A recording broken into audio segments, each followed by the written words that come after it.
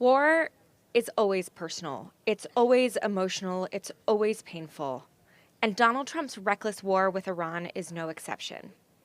In just over 2 weeks, this war has already caused so much devastation, and so many families will never be the same.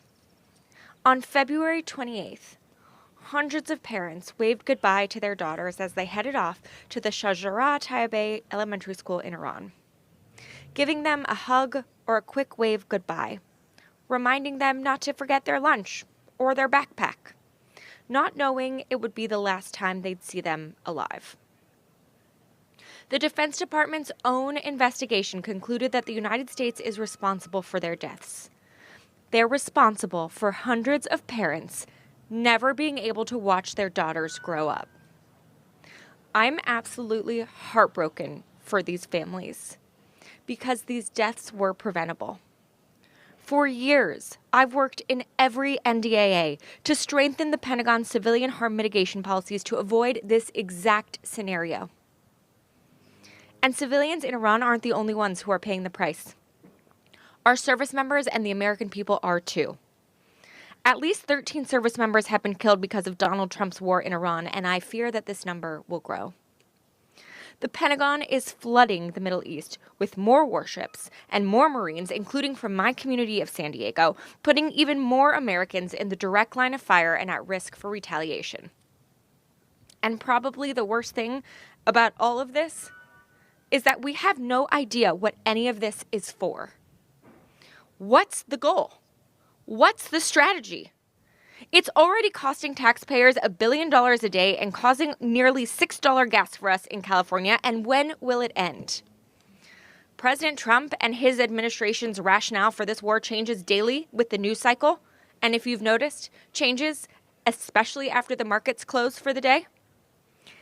None of this will make Americans any safer.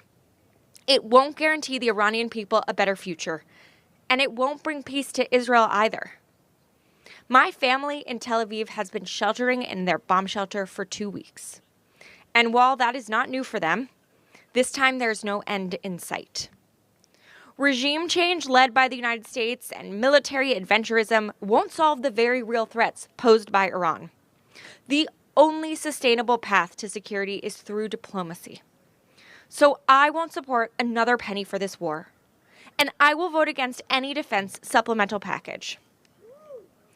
Every dollar Congress spends on this war without ever authorizing it tells this president and every future president that they can drag this country into any conflict they want and then dare us to defund the troops. That is not how democracy is supposed to work, and that's why every single member of Congress should vote no. But you know, the war echo chamber is already doing its thing.